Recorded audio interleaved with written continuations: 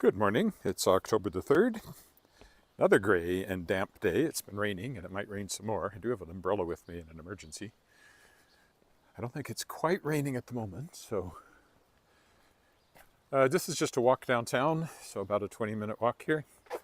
Going to Brood Awakening to work. Actually, to make a Zoom call. I'm talking to an author today. I'm very excited about publishing something of his. I can't say more until it's all finalized, but I think it's going to happen. So that'll be exciting.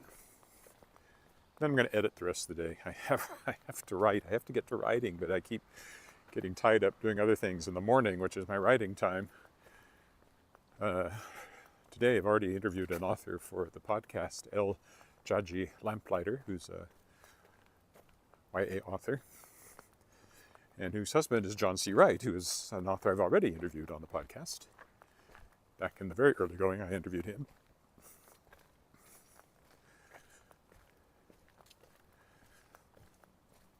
My current plan is I get to 150.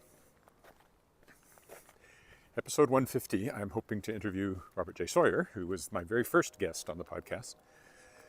But I'm going to interview him to kick off the revamped World Shapers podcast, which is going to be, I hope, weekly, because I really need the extra time. But anyway, weekly but shorter,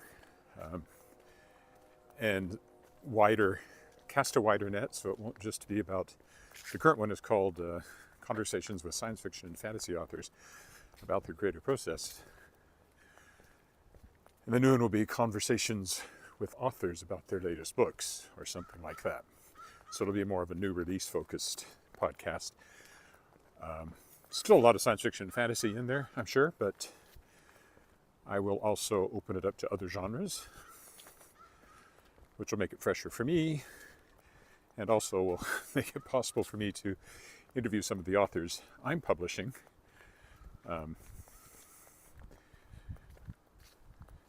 Although under the current format, my intention is to interview the two authors whose work I'm publishing in January, because they're both science fiction and fantasy. So I'm getting close to running out of slots if I'm planning to switch over at 150, which I think I am. That also means that probably Shapers of Worlds Volume 5, which I will kickstart next year, likely to be the biggest of them, but also the last in the series. Which, that's kind of sad in a way, but nothing's stopping me from doing more anthologies. It just wouldn't be tied to the podcast. I might try kickstarting an original anthology, which certainly is something that many other publishers have done. And I would have the Shapers of Worlds anthologies as an example of the fact that I am capable of pulling off top-notch anthology. So these are some of the things I'm thinking of.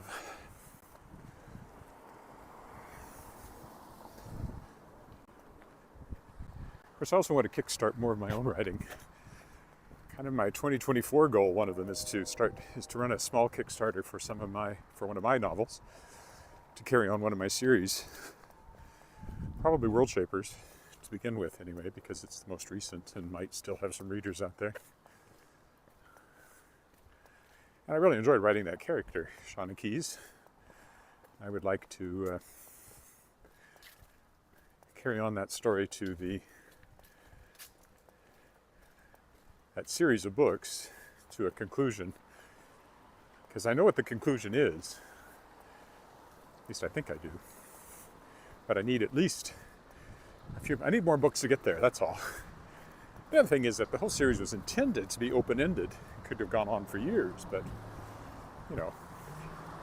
had to sell more books than it actually did to make that happen. Looks like I can cross Albert Street right away here. I don't actually have a walk light, but I have a green light, so yeah, it'll get me across in one piece.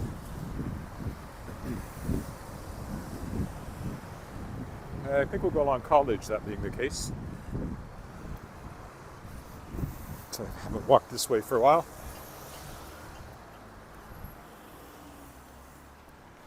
These big blue signs for Wascana Centre, I'm not a huge fan of those. That's the Royal Saskatchewan Museum over there.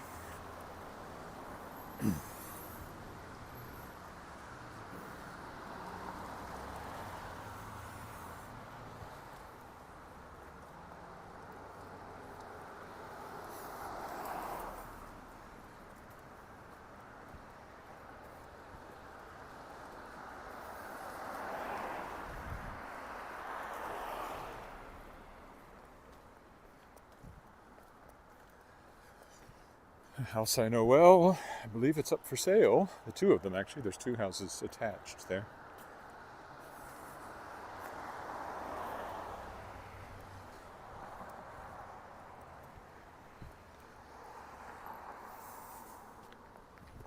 I'll stick to college for another block. It's just, I've walked up that way quite often.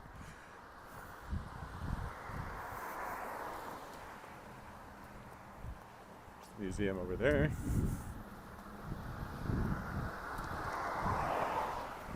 Regina Symphony Orchestra offices are in here. I guess that engine's running on that car. I was trying to figure out why I was seeing smoke, but I guess it's a car engine running.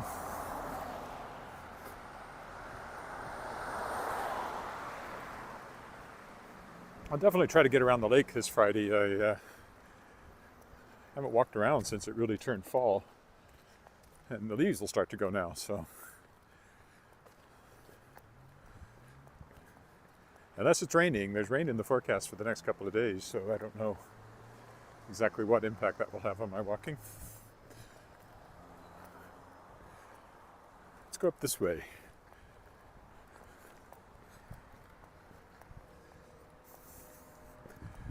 Been in this apartment building. Oh, there's someone saying hi, good morning. Yes, I like this kind of weather, generally speaking. Try to read your name. Afsai, I guess? Or Afsay, something like that.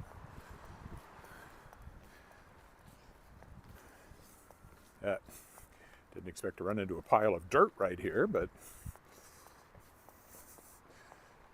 muddy as a result. Mud sometimes is slipperier than ice, especially when there's leaves in it, so be careful there.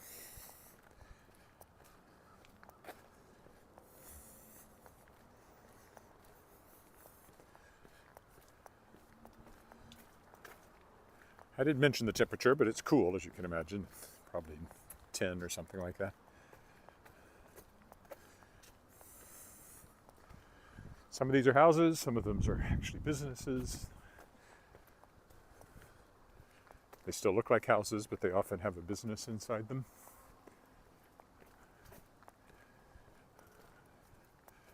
Like, big sign here, Jane's Skincare and Day Spa. So looks like a house, but you can see it's got lights on inside and a neon open sign, which most of us don't put on our houses. Oh, it's an old house with a new porch, clearly. Also an office, I would think.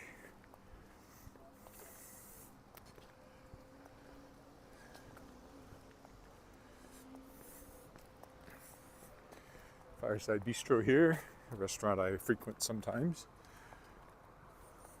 Is that an oxymoron? Something I frequent sometimes?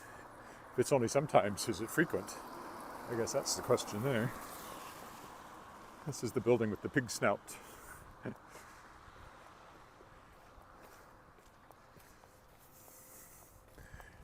Fireside Bistro.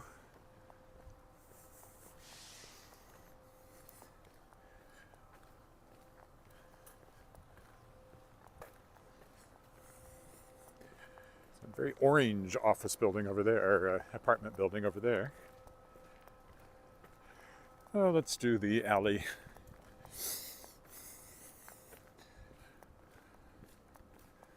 Or at least start down it. That's the Balfour dead ahead of us there.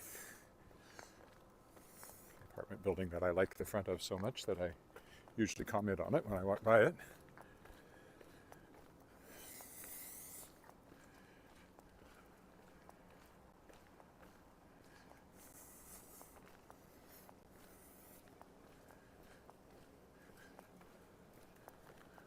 There's now 3 plastic bins, one for compost, one for garbage, and one for recycling.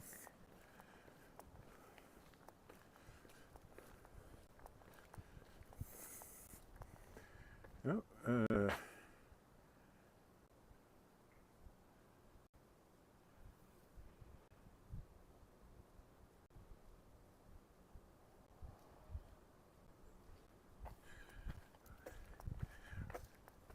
overcast days when it's not pouring.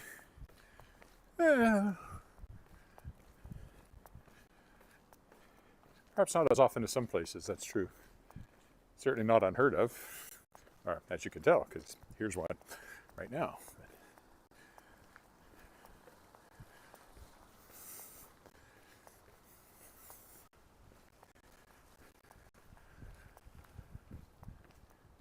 Very old looking building from the back, this one, that porch, that balcony combo there is very old looking.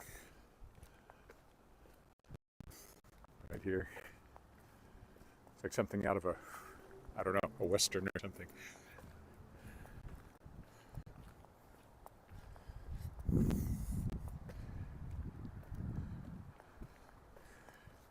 Here's the front of the building, so it is an old apartment building. As we come up to Lorne Street here, Lorne and Drugs on the other corner there.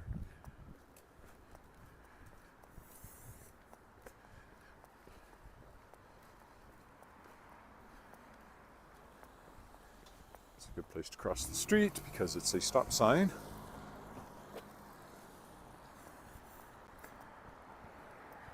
City Hall looks a bit clearer in that direction, a bit gray to the west.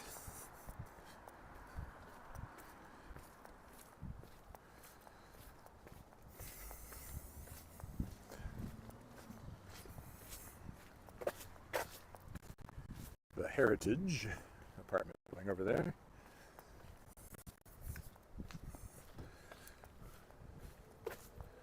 Very autumnal, that's for sure.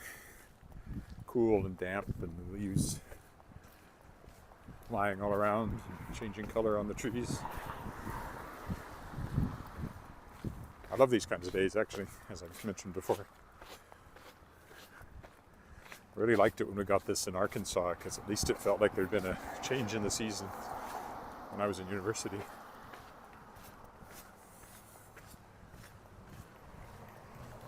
And we were in northern Arkansas, so far enough away from the coast and far enough inland that we got some coldish weather. It was never cold for us Canadians, but the Floridians thought they were in the Arctic. Still remember the first year I was there. This was back in the 70s when the climate change scare was about the oncoming ice age. And we had a January when there was some snow on the ground for the whole month. I mean, it fell and mostly melted, but not entirely. And then we got a little more, so.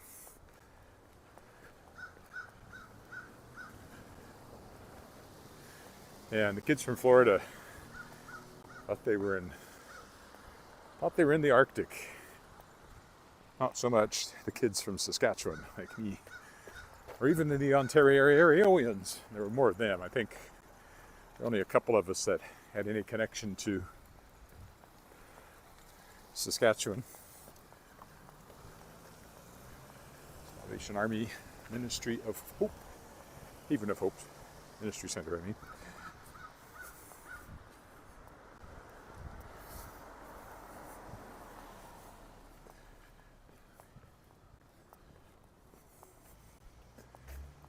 It gets a little more build up as you get closer down to the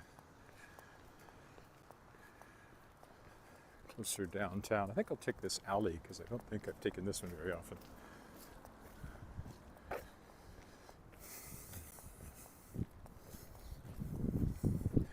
I've come through there a few times under the parkade there.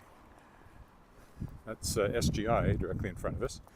The dome to the left is First Baptist Church, where I am going to be singing again this year in the Christmas concert. I sang in their Easter concert back in the spring, and I've been asked to sing in their Christmas concert December 10th. Weekend before that, I'm singing in the two concerts. Lyric Singers concert on December 1st and 2nd is Beatles and Bacharach, so music of the Beatles and Burt Bacharach, and there's the Frontenac and the Balfour over there, and then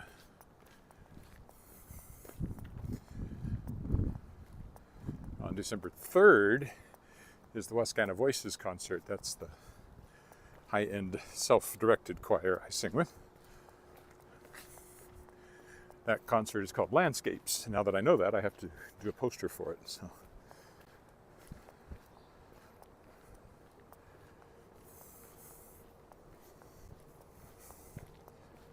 So it's going to be a busy couple of weeks of singing there.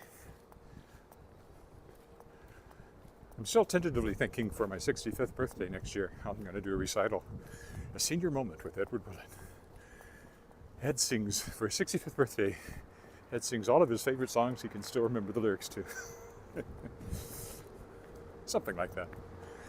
It would be eclectic. There'd be some gospel, there'd be some Broadway, quite a bit of Broadway probably, some other stuff, probably just an hour. I don't think I'd try to stretch it into a 2-act thing.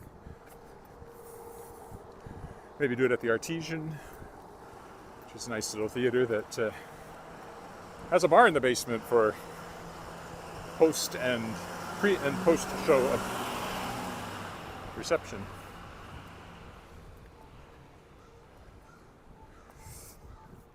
Here's the hotel where I'll probably be for lunch, but I'm actually going over to Brood Awakening over there for my Skype call here in 10 minutes with the aforementioned big name author who's got something I'm planning to publish.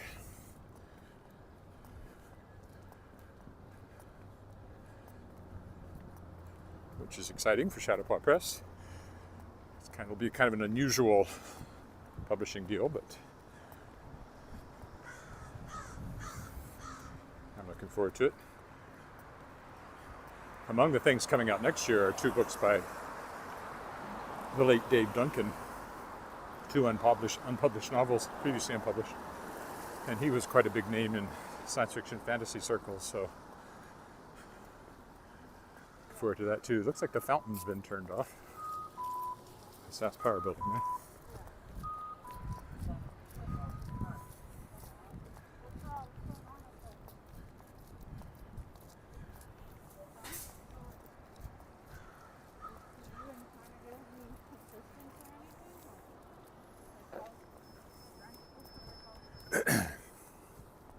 This is a bus stop here. There's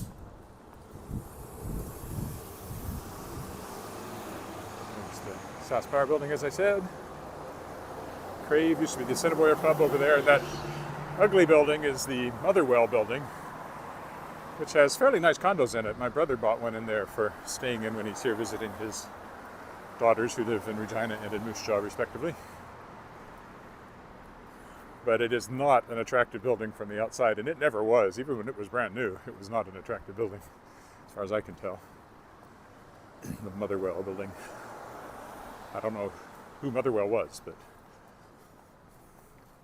it was built in the 50s, I think. Okay, this is Brood Awakening, so I'll stop here. Thanks for walking with me, and probably tomorrow before I'm back on again. Subscribe if you haven't. I'm getting awfully close to 1,000 subscribers. Bye for now.